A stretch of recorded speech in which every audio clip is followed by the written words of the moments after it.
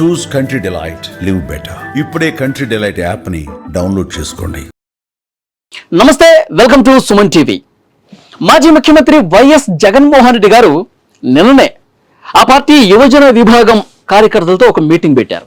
ఈ రాబోయే రోజుల్లో ఎలా పనిచేయాలి, ఎంత విస్తృతంగా ప్రజల్లోకి వెళ్ళాలి అని చెప్తూ, మీ చేతిలో ఉన్నటువంటి మొబైల్ ఫోనే, మీ చేతిలో ఉన్నటువంటి స్మార్ట్ ఫోనే అదొక గన్ లాంటిది, దాన్ని ఉపయోగించుకోవాలి. మీరు ఎప్పటికప్పుడు పార్టీకి సంబంధించిన కార్యక్రమాలు విస్తృతపరచాలి, ప్రతి గడప దగ్గరికి వెళ్ళాలి, ప్రజలతో మమేకం అవ్వాలి, ఈ కూటమి ప్రభుత్వం చేస్తున్నటువంటి వైఫల్యాలను ఎండగట్టాలి, ఇవన్నీ చెప్తానే ఉన్నారు. బాగానే ఉంది.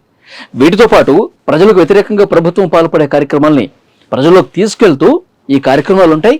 దాంతోపాటు నా పాదయాత్ర కూడా ఎలాగో ఉంటుంది, సమీప భవిష్యత్తులో చాలా తొందరలోనే పాదయాత్ర కూడా స్టార్ట్ చేస్తున్నా అన్నారు. ఇప్పుడు దీని మీదే చర్చ జరుగుతోంది. జగన్మోహన్ రెడ్డి గారు ప్రస్తుతం ఏదైతే పాదయాత్ర చేస్తారో అని చెప్పి ఒక నిర్ణయం తీసుకున్నారో, రాష్ట్ర వ్యాప్తంగా ప్రజలు దీని గురించి మాట్లాడుకుంటా ఉన్నారు.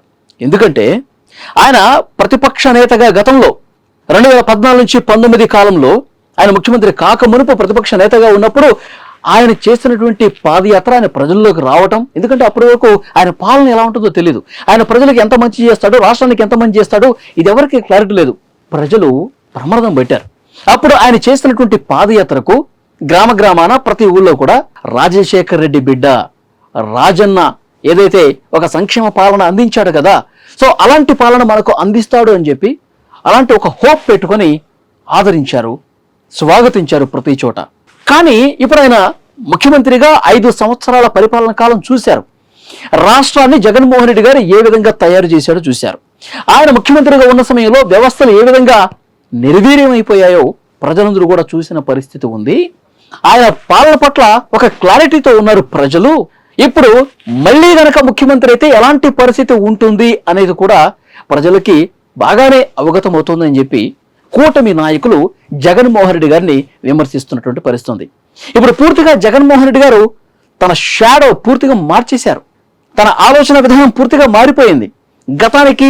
గత ప్రతిపక్ష నేతగా ఉన్నప్పుడు, ముఖ్యమంత్రిగా ఉన్న సమయంలో, ఇప్పుడు పదవి పోయిన తర్వాత ఏ విధంగా ఆయన స్వభావం ఉంది అనేది కూడా ప్రజలు అర్థం చేసుకున్నారు అంటూ టీడీపీ నాయకులు ఆయన మీద విమర్శలు చేస్తూ ఉన్నారు. ఒకసారి ఈయన ముఖ్యమంత్రి పదవి పోయిన తర్వాత, ఓడిపోయిన తర్వాత జనంలోకి వస్తున్నప్పుడు ఎలాంటి పరిస్థితులు ఉన్నాయో ప్రజలు చాలా దగ్గరుండి నిశ్చితంగా పరిశీలిస్తూ ఉన్నారు. ఒక్కసారి ఆయన పర్యటనల గురించి ఒకసారి మనం మాట్లాడుకుంటే, గుంటూరు మిర్చి యార్డ్ దగ్గర పర్యటన చేశారు. ఏం జరిగింది? ఆ గుంటూరు మిర్చి యార్డ్లో నానా బీభత్సం చేశారు. ఆ పార్టీకి సంబంధించిన కార్యకర్తలు ఒక సైకోల్ లాగా బిహేవ్ చేసి, రైతులు ఉండాల్సిన చోట కార్యకర్తలు చొరబడి ఆ మిర్చి బస్తాలను కూడా ఎత్తుకొని పోయారన్న వార్త మనం చూసాం. చాలా గందరగోళం చేశారు. ఆ తర్వాత రాప్తాడు నియోజకవర్గంలో ఏం జరిగింది? ఒక హెలీప్యాడ్ ఘటన. పూర్తిగా హెలీప్యాడ్ ని నాశనం చేసేశారు. విపరీతంగా కార్యకర్తల్ని తీసుకురావడం, జన సమీకరణ చేయటం, ఆ కార్యకర్తల్ని హెలికాప్టర్ మీదకి ఉసిగొలిపి విండ్షీల్డ్ దెబ్బతిని గందరగోళం చేసినటువంటి పరిస్థితి ఉంది. అంటే జగన్మోహన్ రెడ్డి గారు రాష్ట్రంలో శాంతి భద్రతలు లేవు, లేదంటే కనుక నా పర్యటనలకి ప్రభుత్వం భద్రత కల్పించట్లేదు, సరైనటువంటి రక్షణ చర్యలు తీసుకోవట్లేదు అని చెప్పి చెప్పటానికి, ఈ విధంగా ఆయన చూపించడానికి ఇదంతా చేస్తా ఉన్నాడని చెప్పి కూటమి నాయకులు ఆయన మీద విమర్శిస్తూ ఉన్నారు.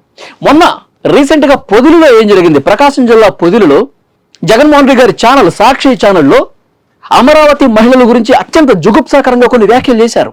అమరావతిలో ఉన్నటువంటి మహిళలు వేశ్యలు అన్న విధంగా మాట్లాడితే జగన్మోహన్ రెడ్డి గారు మీరు ఎందుకు స్పందించారు? భారతి గారు మేడం ప్లీజ్ స్పందించండి అంటూ పెద్ద ఎత్తున నిరసన కార్యక్రమాలు చేస్తా ఉన్నారు. శాంతియుతంగా ప్రకాశం జిల్లా పొదిలిలో జగన్మోహన్ రెడ్డి గారికి చూపించడానికి రోడ్డు పక్కన ఒక మూల నిలబడి ప్లకార్డులు ప్రదర్శిస్తే దీని మీద స్పందించండి సార్ అంటూ వైసీపీ కార్యకర్తలు సైకోల్లా బిహేవ్ చేసి ఏం చేశారు? రాళ్లు తీసుకుని పోలీసుల మీద, ఆ మహిళల మీద రాళ్లు తీసుకుని కొడితే తలలు పగిలి రక్తాలు కారినటువంటి పరిస్థితి ఉంది. ఈ ప్రజలందరూ కూడా ప్రత్యక్షంగా చూశారు. ఇప్పుడు తెలుగుదేశం పార్టీ నాయకులు, జనసేన నాయకులు ఇదే చెప్తా ఉన్నారు. ఆయన బయటకు వస్తే ఒక సైకోల్లా బిహేవ్ చేసి గందరగోళం చేస్తూ శాంతి భద్రతలకు విఘాతం కల్పిస్తా ఉన్నారు. మొన్న పల్నాడు సత్తెనపల్లి పర్యటనలో ఏం జరిగింది? ఒక కాంస్య విగ్రహాన్ని, ఆ పార్టీకి సంబంధించిన కార్యకర్తకి కాంస్య విగ్రహాన్ని ఆవిష్కరించడానికి వస్తున్నాడు. ఈ గందరగోళాలన్నీ గత పర్యటనలో పోలీసులు కూడా చూశారు కాబట్టి ఆంక్షలు పెట్టారు. 3 వెహికల్స్ లో రండి సార్, 100 మంది కార్యకర్తలతో రండి, మీ నాయకులతో రండి, ఇంతకు మించి వద్దు, అక్కడ ఇరుకైన రోడ్లు ఉంటే ప్రయాణించడానికి కష్టం అవుతుంది, తొక్కిసలాట జరిగే అవకాశం ఉంది, ప్లీజ్ అని ఆంక్షలు పెట్టారు. కానీ జగన్మోహన్ రెడ్డి గారు వినిపించుకున్నారా? ఆయన టార్గెట్ ఒకటే, పెద్ద ఎత్తున జన సమీకరణ చేయాలి. జగన్మోహన్ రెడ్డి పర్యటనలో ప్రజల నుంచి విపరీతంగా ఫాలోయింగ్ అనిపిస్తోంది. ఇంకా క్రేజ్ ఏమాత్రం తగ్గలేదు, ఇది ప్రజలకు చూపించాలి. అన్న ఉద్దేశంతో విపరీతంగా వందలాది కారులు తీసుకొచ్చారు, కార్యకర్తలను తీసుకొచ్చారు. చీలి సింగయ్య అనే ఆ పార్టీ కార్యకర్తని తన కారు చక్రాల కింద తొక్కేసి చంపేసినటువంటి పరిస్థితి ఉంది. అంటే ఇవన్నీ ఎగ్జాంపుల్స్ చూపిస్తా ఉన్నారండి. జగన్మోహన్ రెడ్డి గారు ఒక్క రోజు రోడ్డు మీదకి వస్తేనే ఇలాంటి ఒక భీతావాహ పరిస్థితి కనిపిస్తుంది. మరి ఆయన పాదయాత్ర చేసుకుంటూ రోజుల తరబడి రాష్ట్రంలో పర్యటిస్తే, ప్రతి జిల్లాలో, ప్రతి నియోజకవర్గంలో, ప్రతి గ్రామంలో పర్యటిస్తే ఇక రాష్ట్ర ప్రజలు, ఆ ప్రాంతంలో ఉన్న ప్రజానీకం భయంతో వణికే పరిస్థితి ఉంటుంది. నానా గందరగోళం చేస్తారు, రచ్చ చేస్తారు. రాష్ట్రంలో శాంతి భద్రతలు విఘాతం కలిగించి అసలు ఈ రాష్ట్రంలో శాంతి భద్రతే లేవు అని క్రియేట్ చేసి వచ్చేటువంటి పెట్టుబడిదారులను కూడా రానియకుండా చేసే ఒక కుట్ర, ఒక పక్కా ప్లాన్ ప్రకారం, పకడ్బందీ ప్రకారం జగన్మోహన్ రెడ్డి చేస్తా ఉన్నారు అంటూ కూటమి పార్టీల నాయకులు, తెలుగుదేశం పార్టీ, జనసేన, బీజేపీ నాయకులు విమర్శలు చేస్తా ఉన్నారు. సో ఆయన పాదయాత్ర అన్న మాట ఎప్పుడైతే అన్నాడో అప్పటి నుంచి ఒక భయం కనిపిస్తా ఉంది. ఫ్రెండ్స్, మీరే అనుకుంటున్నారు? జగన్మోహన్ రెడ్డి గారి గత పర్యటనలు దృష్ట్యా, ఇప్పుడు పాదయాత్ర చేస్తాను, రాష్ట్రం మొత్తం తిరుగుతాను అని చెప్తున్నటువంటి దృష్ట్యా, జగన్మోహన్ రెడ్డి గారి గత పాదయాత్రకు ఇప్పుడు నిర్ణయం తీసుకున్నటువంటి ఈ పాదయాత్రకు ఎలాంటి వ్యత్యాసం ఉంది? ఈ కూటమి పార్టీల నాయకులు చేస్తున్నటువంటి విమర్శ సహేతుకమైందా? మీరే అలాగే భావిస్తున్నారా? కామెంట్ రూపంలో తెలియజేయండి.